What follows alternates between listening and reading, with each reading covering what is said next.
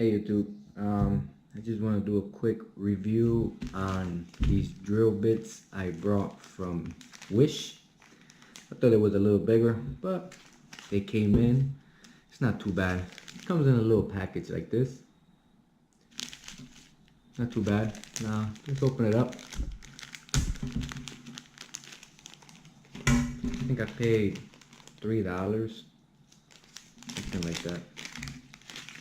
And they come individual package. So you have these. You have a little bigger. You have smaller ones.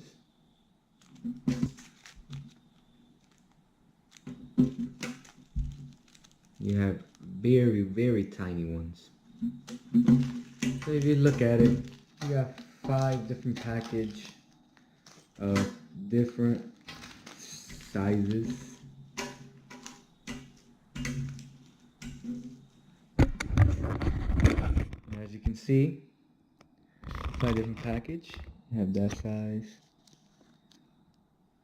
It gets smaller and it gets really tiny.